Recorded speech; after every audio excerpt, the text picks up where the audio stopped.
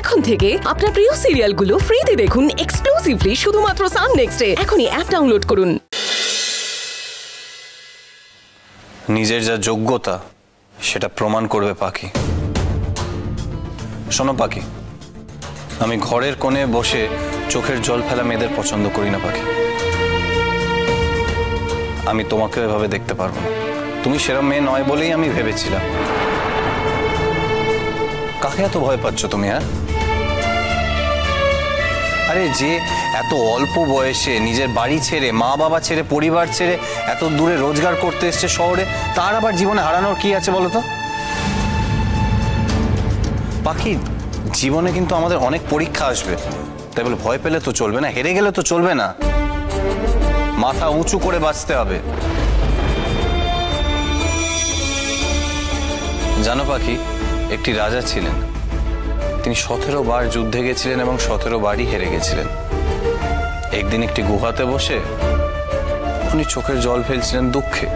তখন দেখেন একটি মাকড়সা জাল বোনার চেষ্টা করছে।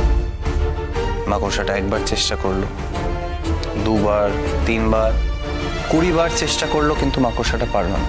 কিন্তু 21 নম্বর বারে মাকড়সাটা জাল বুনে নিল। সেই দেখে রাজা ভাবলেন, যদি সে মাকড়সাটা এত সহজে হাল না ছাড়ে, তাহলে আমি কেন ছাড়বো? উনি আবার যুদ্ধে গেলেন এবং সেবারে তিনি জয়ী হলেন। তাহলে পাখি, তুমি এত সহজে হাল ছেড়ে দিচ্ছ কেন? তুমি এটা করতে পারো না পাখি, তুমি এটা করবে না।